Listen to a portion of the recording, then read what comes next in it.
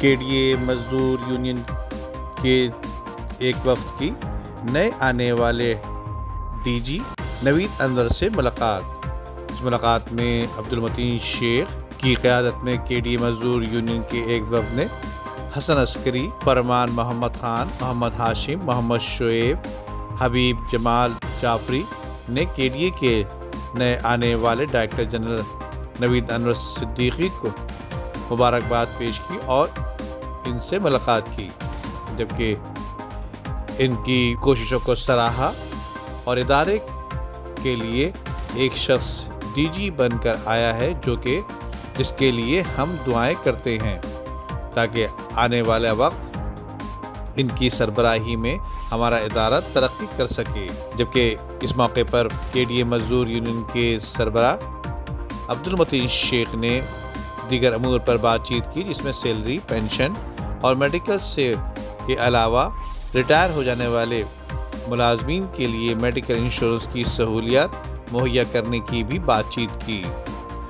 اس میں اس بات پر زور دیا گیا کہ ملازمین کی تنخواہیں 10 تاریخ سے پہلے ادا کر دی جائیں، جبکہ پینشن افراد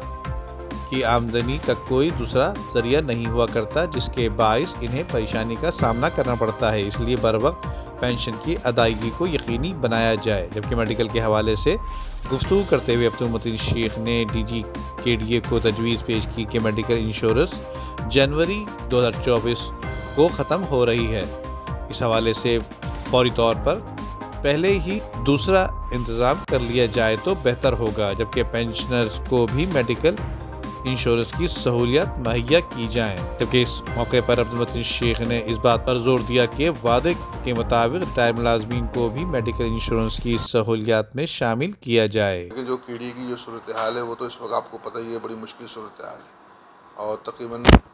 50 کروڑ روپے سے زیادہ کا جو ہے وہ ڈیفیسٹ ہے۔ تو میری پہلی ترجیح تو یہ ہوگی کہ کسی طریقے سے یہ جو ڈیفیسٹ ہے اس کو پورا کیا جائے،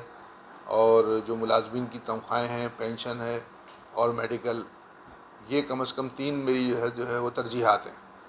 تو اس میں مجھے اسٹاف کا بھی تعاون چاہیے ہوگا اور کے ڈی اے کے جو افسران ہیں ان کا تعاون بھی چاہیے ہوگا تاکہ وہ محنت سے کام کریں۔ ادارے کا ہی کوئی افسر جب ڈی جی بنتا ہے تو لازمی بات ہے اس کی کئی سالوں کی اس کے پیچھے جو ہے سروس ہوتی ہے، تو اس کا لوگوں سے تعلق ہوتا ہے۔ تو میرے دروازے تو کھلے ہوئے ہیں، میں پوری کوشش کروں گا کہ، اور پھر آپ کو پتہ ہے کہ ابھی تو چارج ملا ہے تو لوگ مبارکباد کے لیے بھی آئیں گے، اور پھر کے ڈی اے کے ملازمین کی تو خواہش بھی یہ ہوتی ہے کہ ان کے ادارے کا جو سربراہ ہے اس کا تعلق ان کے اپنے ادارے سے ہو، چاہے وہ کوئی بھی ہو،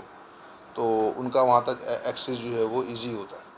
تو برحال اللہ تعالیٰ نے جب ذمہ داری کندھوں پہ ڈالی ہے تو کوشش کریں گے اس کو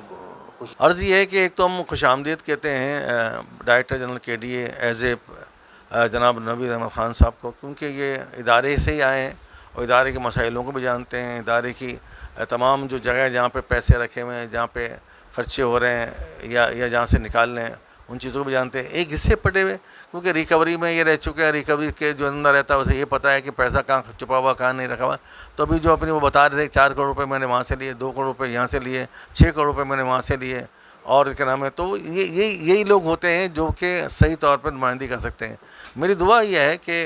کیا نام ہے کہ یہ یہاں پہ اللہ ان کو تھوڑے دن یہاں رہنے دے، یہ اپنا سندھ گورنمنٹ، تو میں سمجھتا ہوں ہم بہتر پوزیشن میں آ جائیں گے۔ لیکن اب مجھے نظر یہ آتا ہے کہ اب چونکہ یہ ادارے کے آدمی ہیں اور کراچی سے ان کا تعلق ہے، تو شاید کیا نام ہے ان پہ اللہ تعالیٰ